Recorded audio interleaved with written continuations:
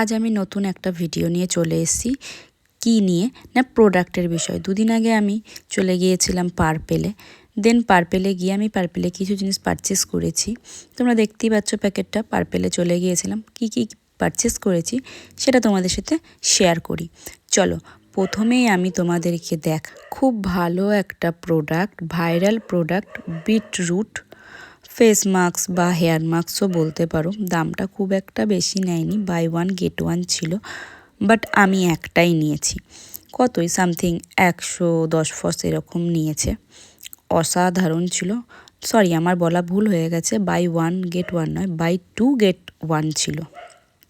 আমি একটাই নিয়েছি। যাই হোক, এটা আমি এখনও ইউজ করে দেখিনি। ইউজ করলে অবশ্যই তোমাদের তার রিভিউ দেবো।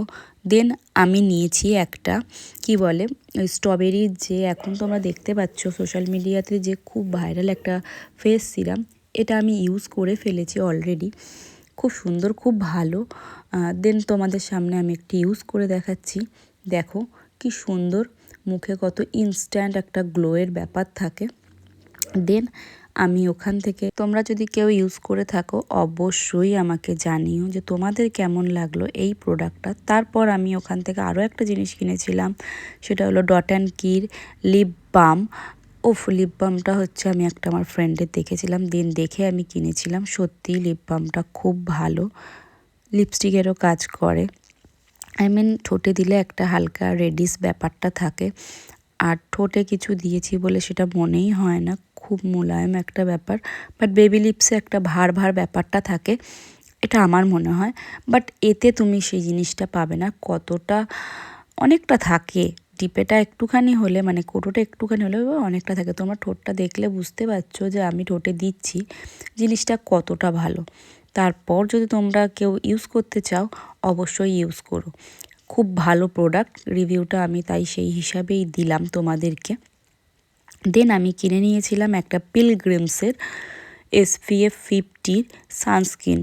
ওটাও খুব ভালো, এই শীতকালে যদি মাখো। এটা ক্রিম বেস, অবশ্যই তোমাদের কোনো কোল্ড ক্রিম মাখতে হবে না। খুব ভালো, এটা আমি গরমকালেও মেখেছি। সত্যিই খুব ভালো, অসাধারণ একটা জিনিস।